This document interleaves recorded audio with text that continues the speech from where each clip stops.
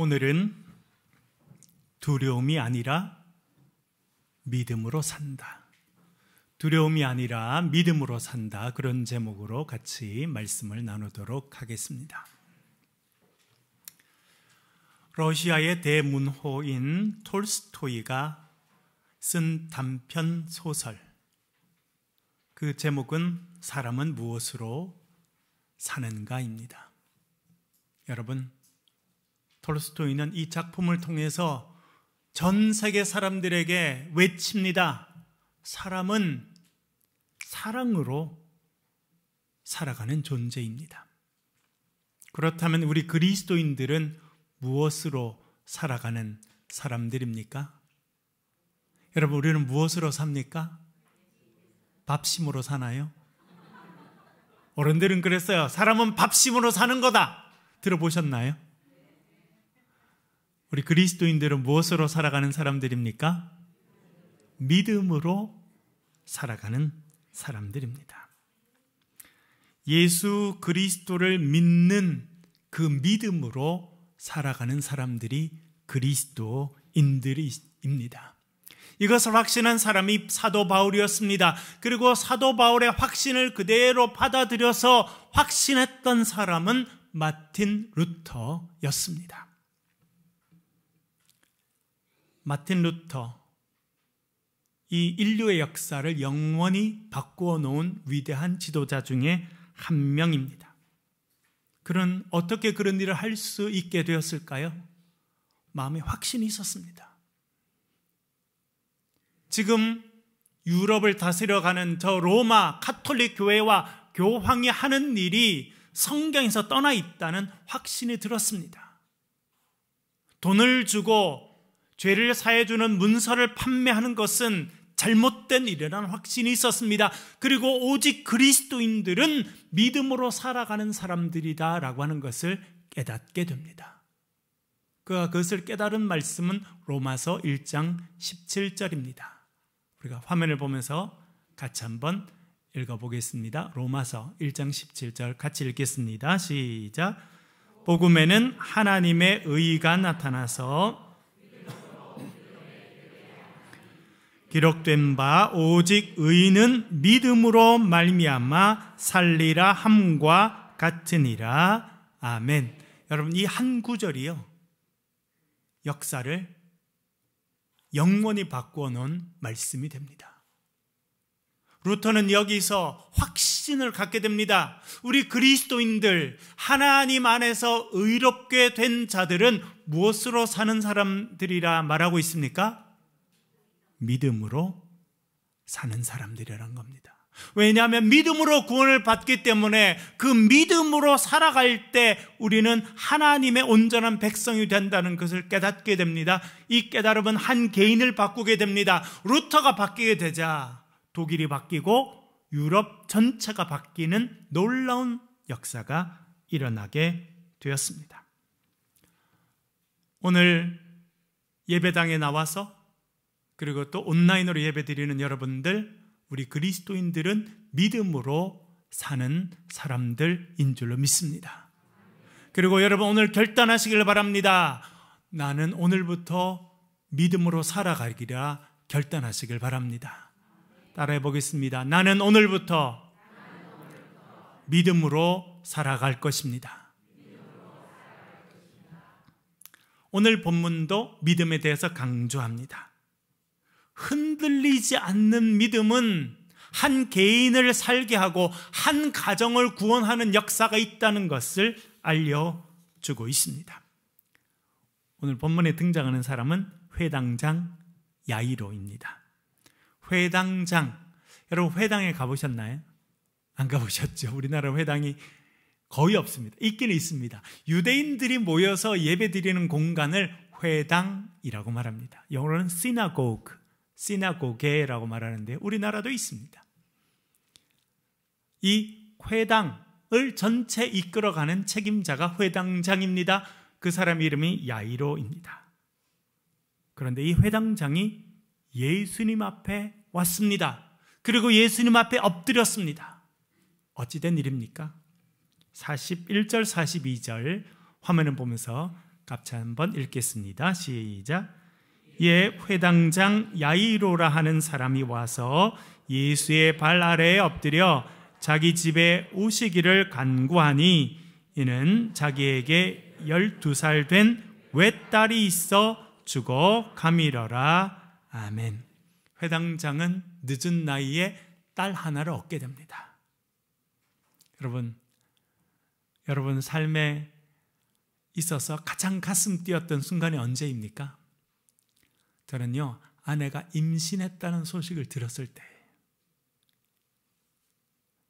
내가 이제 아빠가 되는구나 하는 것을 들었을 때 가장 기쁘고 가장 마음이 설레고 얼마나 좋았는지 모릅니다. 그리고 우리 첫째가 태어날 때, 첫째가 저를 닮아서 머리가 커요. 그래서 나오는데 20시간 걸렸어요. 좀 미안하기도 합니다. 제 아내한테도 미안하고 제 아이한테도 미안하고. 얼마나 여러분 좋습니까? 또 미국에 가서 유학 간 지 얼마 안 돼서 우리 둘째가 태어났어요. 얼마나 감사하고 감격적이고 좋은지. 이 회당장은 나이가 늦게 딸 하나를 얻게 됐어요. 얼마나 예뻤겠습니까? 여러분, 아이들이 예쁘면 그걸 어떻게 표현해요? 뭐에 넣어도 안 아프다? 실제로 넣지는 마세요. 그런 딸이 12살이 됐어요. 그런데 병에 걸렸습니다. 그는 회당장이고 사회적인 지위도 있고 여유도 있었기 때문에 그 딸을 의사에게 데리고 갔습니다. 잘 고친다는 사람에게 데리고 가고 이 방법 저 방법을 다 사용했지만 그 딸이 죽음의 문턱에 이르게 됩니다. 그가 예수님께 나왔습니다. 젊은 예수님 앞에 엎드렸습니다. 그리고 말합니다. 주님, 저의 어린 딸이 죽게 되었습니다. 저희 집에 오셔서 딸 위에 손을 얹어 주십시오. 그러면 저희 딸이 낫겠습니다. 그렇게 부탁합니다. 여러분, 이 야이로의 딸은 죽음의 문턱에 서게 됩니다. 여러분, 얼마나 괴롭고 힘든 일이었겠습니까? 늦은 나이에 딸을 얻어서 그 딸이 크고 자라는 것을 보는 것이 너무나 큰 기쁨이고 인생의 낙인데 그 딸이 이제 죽어가는 모습을 보게 됩니다. 얼마나 큰 고통이겠습니까? 그런데 이 죽어가는 딸, 이 고난은 인생에 있어서 그 인생에서 중요한 역할을 합니다. 여러분, 이 딸이 죽어간다고 하는 이 고통과 위기는 어떤 중요한 역할을 하고 있습니까? 야이로로 하여금 예수님의 소문을 듣게 하고 예수님 앞에 나오게 만듭니다. 여러분, 야이로가 예수님 소문을 들었을까요? 안 들었을까요? 그 전에도 들었죠. 예수님은 갈릴리 지역뿐만 아니라 이스라엘 작은 땅 전체에 소문이 파다한 분이었습니다. 그도 예수님에 대해서 이야기를 들었어요. 그런데 그때는 예수님의 이야기가 들렸겠습니까? 안 들렸겠습니까? 안 들렸어요. 그런데 딸이 병듭니다. 쉽게 고칠 수 있을 거라고 생각했는데 유명한 의사들에게 데리고 가도 고치지 못합니다. 딸은 점점 시들해지고 이제 죽음의 문턱에 이르게 되었습니다. 그랬더니 예수님의 이야기가 너무나 분명하게 들려옵니다. 고난은 그런 역할을 합니다. 우리의 막혀 있었던 귀가 열리게 합니다. 예수님의 소식이 들려지게 하고 정말 우리가 듣고 정말 우리를 살릴 수 있는 그것이 무엇인가를 깨닫게 하는 것이 고난의 역할인 것입니다. 예수님의 소식이 귀에 들렸습니다. 그래서 그의 마음에 뭐가 생겼겠습니까? 여러분, 우리가 몇 주 들었잖아요. 예수님의 소식을 들으면 마음에 뭐가 생기죠, 여러분? 뭐가 생겨요? 믿음이 생기죠. 그래서 믿음은 들음에서부터 나고, 들음은 뭐를 듣는 것이라고요? 그리스도의 말씀을 들음을 통해서다. 그렇게 이야기해 주고 있습니다. 그는 평소에는 예수님 이야기가 들리지 않았어요. 그러나 딸이 죽어가는 그 엄중하고 큰 고난 가운데서 귀가 열립니다. 예수님 이야기가 들립니다. 마음에 믿음이 생겼습니다. 그 믿음은 그로 하여금 예수님께 나오게 만들었습니다. 오늘 예배에 참여하고 있는 우리 교인들 가운데도 최근에 큰 어려움을 겪었던 분들이 여러 분 있습니다. 삶의 큰 위기를 경험했어요. 내 힘으로 해결할 수 없는 거대한 골리앗과 같은 문제를 만났습니다. 그때 친구가 전해준 복음이 들린 거예요. 부모님이 그동안 기도해왔던 그 기도의 내용이 들리게 된 것입니다. 그래서 예수님께 나오게 되었고 오늘 우리와 함께 예배 드리게 된 줄로 믿습니다. 고난은 힘들고 어려운 일입니다. 여러분, 그러나 고난은요, 하나님께서 우리를 부르시는 사인입니다. 운전해 보시죠. 저도 매일 운전하는데요. 운전하면 여러분, 사거리가 있으면 신호등이 있죠. 신호등. 파란 신호등 무슨 뜻입니까? 지나가라는 거죠. 빨간 신호등은요, 쓰라는 거고, 녹색 이렇게 화살표는 무슨 뜻이에요? 네, 좌회전하라는 거. 네, 물론 이제 그 화살표 나올 때 이렇게 유턴해도 됩니다, 그렇죠? 네, 좌회전하라는 거예요 주로. 그런데 고난이 우리의 삶에 다가왔어요. 무슨 사인입니까? 뭐 하라는 거예요? 주님께 나오라는 사인인 줄로 믿습니다. 야이로는 그것을 받아들였어요. 귀가 열려서 예수님의 소문이 들리고 예수님의 소문을 듣게 되자, 내가 예수님께 나아가서 예수님이 오시면 내 딸이 살게 되겠다고 하는 믿음을 갖게 되었습니다. 그래서 예수님께 왔습니다. 엎드렸습니다. 예수님 오셔서 제 딸 위에 손을 얹어주십시오. 그러면 제 딸이 살게 될 줄 믿습니다. 믿음을 고백합니다. 예수님께서 그 야이로와 함께 길을 가십니다. 한참을 걸어가시는 중에 그 길에서 일어난 사건이 있어요. 그것이 지난주에 살펴보았던 혈루증 여인 사건입니다. 그것은요, 야이로와 함께 예수님께서 길을 가시던 중에 일어난 거예요.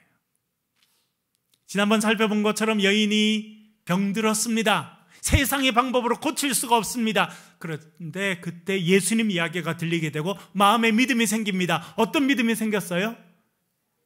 예수님의 뭐만 만져도요?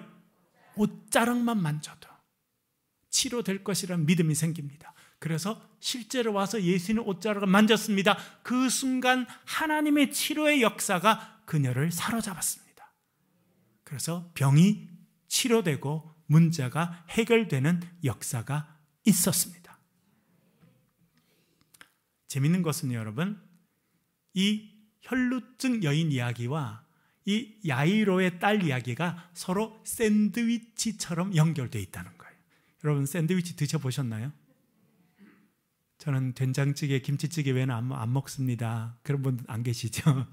샌드위치를 보면요, 빵이 있고 안에 또 야채나 이런 게 들어있잖아요. 그처럼 딱 연결되어 있어요.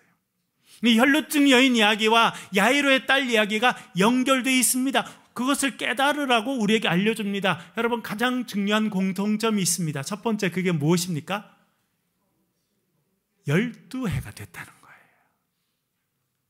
혈루증 여인, 몇 년 동안 혈루증으로 고생했다고 나옵니까? 12해를. 야이로의 딸, 몇 살 됐다고 성경이 나옵니까? 12살에. 12는요, 대단히 상징적인 숫자고 대단히 중요한 숫자입니다. 여러분, 구약 지파 몇 지파예요? 12지파. 예수님의 제자 몇 명입니까? 12명. 12는 무슨 뜻이냐면 가득 찼다는 뜻입니다. 하나님의 역사가 임하는 때가 찼다는 거예요. 12이라고 하는 것은 가득 찼다는 의미를 가지고 있습니다. 하나님의 치료의 때, 하나님의 구원의 때가 가득 찼다고 하는 것을 말해주고 있습니다. 여러분, 저와 여러분의 삶에도 기적이 일어나게 될 것인데 그것은 하나님의 때가 찰 때 이루어지게 될 줄로 믿습니다. 그래서 우리는 그것이 언제인지 알지 못해요. 그런데 우리가 해야 되는 일은요, 채워야 된다는 거예요. 여기 컵이 있는데 여러분, 물이 있습니다. 얼만큼 차야 물이 넘치게 됩니까? 입구까지 차서도 안 넘쳐요. 그것이 넘어가야 그때부터 기적의 역사가 일어나게 되는 것입니다. 여러분, 우리의 빈 마음에 기도의 분량을 채워 가실 수 있기를 바랍니다. 우리가 아침마다 일어나서 말씀을 읽고 복음 노트를 듣고 또 복음 노트를 기록하는 것은요, 우리의 믿음의 분량을 채워가는 거예요. 우리의 믿음의 분량이 하나님 원하실 때까지 차게 될 때 그 순간 기적의 역사가 일어나게 될 줄로 믿습니다. 열둘이라고 하는 것은 하나님의 때가 찼다는 것을 말해줍니다. 두 번째는요, 믿음이 우리를 구원의 길로 이끌어 간다라고 하는 것을 보여주는 이야기입니다. 혈루증 여인이 치료받았습니다. 그러자 주님께서 이렇게 말씀하십니다. 딸아, 내 믿음이 너를 구원하였으니 평안히 가라. 내 병에서 놓여 건강할지어다 말씀하십니다. 무엇이 그를 구원해 주었다고 말씀하십니까? 너의 믿음. 예수님의 옷자락만 만져도 내가 구원받을 것이라고 하는 그녀의 믿음이 그녀를 예수님께로 이끌어 갔습니다. 그리고 믿음으로 예수님의 옷자락을 만졌더니 그녀가 치료됐다라고 말합니다. 혈루증 여인의 이야기는 중요한 것을 알려줍니다. 믿음이 우리를 구원으로 이끌어 간다는 거예요. 믿음이 구원한다는 것입니다. 이제 이루어질 야이로의 집에서도 어떤 일이 있을 것이라고 말해주고 있습니까? 믿음이 있으면 구원의 역사를 경험하게 될 것이라 말씀하고 있습니다. 여러분, 우리의 삶에도 믿음이 있으면 성경에 일어났던 기적이 오늘 저와 여러분의 삶에도 이루어지게 될 줄로 믿습니다. 우리 그리스도인들은요, 그래서 믿음으로 살아가는 사람들이에요. 오늘도 믿음으로 살아가기로 결단하는 저와 여러분 되실 수 있기를 간절히 축원합니다. 그렇게 혈루증 여인은 치료받고 놀라운 일이 있고 예수님께서 그 여인을 칭찬하는 중인데 야이로의 집에서 사람들이 왔어요. 그리고 말합니다. 회당장님, 송구하지만 소식을 하나 전해드립니다. 따님이 방금 죽었습니다. 더 이상 예수님을 괴롭히지 마시길 바랍니다. 제가 설교를 준비하다가 생각해 보았어요, 여러분. 절대 그런 일이 있을 수 없고 있어도 안 되는데 자기의 자녀가 죽임을 당했다는 소식을 들었으면 어떻겠습니까? 뉴저지에 있는 한 교회 목사님은 1부 예배를 마치고 2부 예배를 준비하던 중에 딸이 살해됐다는 소식을 듣게 됩니다. 너무나 충격적인 일이죠. 큰 망치로 머리를 얻어맞은 것 같은 그런 충격을 경험했을 것입니다. 그리고 오늘 본문에 보면 이 야이로는요, 두려움에 휩싸였어요. 죽음의 두려움. 그 사랑한 딸을 다시 볼 수 없다고 하는 영원한 이별의 두려움이 그를 사로잡았다는 것을 알게 됩니다. 그럴 때 주님께서 말씀하십니다. 50절 말씀 화면을 보면서 읽겠습니다. 50절 같이 읽겠습니다. 시작. 예수께서 들으시고 이르시되 두려워하지 말고 믿기만 하라. 그리하면 딸이 구원을 얻으리라 하시고 아멘. 예수님도 그 이야기를 그대로 들으셨습니다. 딸이 죽었다는 이야기를. 그리고 야이로를 보니까 그의 얼굴에 두려움이 가득합니다. 여러분, 얼마나 충격적이겠어요? 주님께서 말씀하십니다. 두려워하지 말아라. 오늘 예배드리고 있는 저와 여러분에게 우리 주님께서 말씀하십니다. 두려워하지 말아라. 이 말씀을 주의 말씀으로 받아들이시길 바랍니다. 왜 그래요? 왜 예수님께서 두려워하지 말라고 말씀하십니까? 우리가 사는 세상이요, 우리를 너무나 두렵게 만듭니다. 모든 인간들은요, 두려움 가운데 살아요. 여기 사업하는 분들이 있습니다. 실패에 대한 두려움을 갖고 있습니다. 학생들 입시, 대학 입시, 대학원 입시, 취업하는 사람들 취업 낙방하지 않을까, 실패하지 않을까 두려움을 갖고 있습니다. 그리고 여기 젊은이들이 많이 있는데 요즘에는 젊은이들이 사랑하는 사람이 있어도 고백을 안 한답니다. 왜 그래요? 거절당할까 봐. 거절당하는 두려움을 우리 모두가 갖고 있습니다. 또한 그런 경험을 해보셨죠, 여러분? 너 안 돼, 너 싫어, 거절당해 보셨죠? 그 두려움을 우리가 갖고 있습니다. 또 많은 분들이 갖고 있는 두려움은 뭐냐면 사랑하는 사람을 잃어버릴까 두려움을 갖고 있습니다. 내가 지금 누리고 있는 것을 잃어버리면 어떻게 할까? 내가 건강을 잃어버리면 어떻게 할까? 두려움을 갖고 있습니다. 그 두려움이 이 야이로를 붙잡았어요. 그의 얼굴에, 그의 온몸이 두려움으로 가득 찼습니다. 주님께서 말씀하십니다. 두려워하지 말고 믿기만 하라 말씀하십니다. 따라할까요? 두려워하지 말고 믿기만 하라. 무슨 뜻입니까? 두려움에 집중하지 말고 믿음에 집중하라는 거예요. 많은 분들이 보면 두려움을 묵상하고 살아갑니다. 옛날에 상처를 마음속 깊이 집어넣어놨다가 혼자 있고 좀 여유가 되면 그 상처를 끄집어내서 묵상하는 사람이 있어요, 없어요? 대부분입니다. 내 마음에도 내 삶에도 나를 좋아해주고 기뻐해주고 나를 칭찬해주고 사랑해준 사람이 참 많은데 그런 사람들의 얼굴은 잘 생각 안 나는데 아주 힘들게 하고 나를 미워했던 사람들 얼굴은 자주 생각이 나요. 저만 그런가요? 많은 사람들이 그래요. 심리학자들은요, 인간은 자기를 보호하려고 하는 본능을 갖고 있다는 겁니다. 그래서 나를 괴롭혔던 사람, 죽이려고 했던 사람, 힘들게 했던 사람을 계속 기억하고 그런 사람과 비슷한 사람이 생겨나면 빨리 피하기 위해서 그런 사람들을 더 많이 기억한대요. 그래서 잘못하면 우리는 상처를 묵상하고 두려움을 묵상하고 미워했던 사람들, 미움받았던 사람들을 묵상하고 살 때가 있습니다. 여러분 TV 보시죠? 보기 싫은 장면 나오면 어떻게 하면 돼요? TV를 끄든지 채널을 돌리든지 그래야 된다는 거예요. 주님 말씀하십니다. 두려워하지 말고 믿기만 하라. 두려움에 휩싸이지 말고 두려움에 집중하지 말고 믿음에 집중하라는 것입니다. 주님을 바라보라는 것입니다. 문제에 집중하지 말고 해결책이 되신 주님을 바라보는 저와 여러분 되시길 간절히 바랍니다. 주님께서 말씀하십니다. 두려워하지 말고 믿기만 하라. 그리하면 딸이 구원을 얻으리라. 여러분, 딸이 구원받는 방법을 주님께서 말씀하십니다. 그것이 무엇입니까?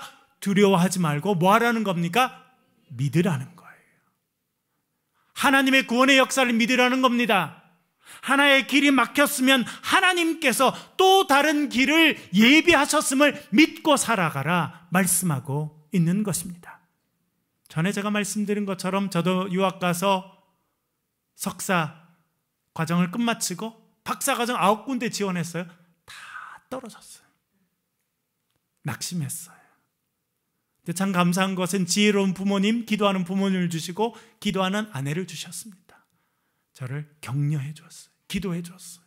저도 주님 앞에 나아가서 제가 공부하던 학교 그 채플에 가서 매일 기도했습니다. 하나님, 하나의 길이 닫혔으니 또 다른 길을 열어주실 줄로 믿습니다. 어느 날 밤, 여러분 오늘 며칠이에요? 4월 3일. 그날도 4월 3일이었어요. 신기하게도 딱 그날이 4월 3일이었어요.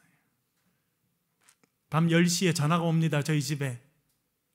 처음 목소리 듣는 미국인 교수님 한 분이 전화했습니다. 우리 학교에 지원하지 않았냐고. 그런데 지원해서 똑 떨어졌다고 그랬어요. 그분이 그랬습니다. 행정적인 실수로 너에게 불합격 통지가 발송이 됐고 학교에서 학비 전체를 장학금으로 다 주기로 결정했으니 우리 학교에 올 마음이 있느냐? 여러분, 그 학교가 그냥 우스운 학교가 아니고요. 그런데 저는 분명히 그 학교에서 불합격 통지 받았거든요. 그런데 그날 바뀐 거예요. 하나님께서 하나의 길이 막히면 하나님께서 더 좋은 길을 예비하셔서 열어주실 줄로 믿고 기도하였더니 그것이 저의 삶의 현실이 된 줄로 믿습니다. 두려워하지 말고 믿기만 하라, 주님 말씀하십니다. 여러분, 두려움에 휩싸이는 사람들이 아니라 믿음으로 살아가는 주님의 백성들이 되시길 바랍니다. 그리스도인들은 믿음으로 살아가는 사람들입니다. 믿음으로 주님 앞에 나아갈 때 우리의 삶에 위대한 구원의 역사가 있게 될 줄로 믿습니다. 그것을 경험하고 간증하시는 저와 여러분 되시길 주의 이름으로 간절히 축원합니다. 기도하겠습니다. 소리를 내서 한번 기도하실 때, 하나님, 두려움이 아니라, 낙심이 아니라, 상처가 아니라 믿음으로 살아가는 우리 모두가 되게 도와주옵소서. 소리를 내서 통성으로 같이 한번 기도하겠습니다.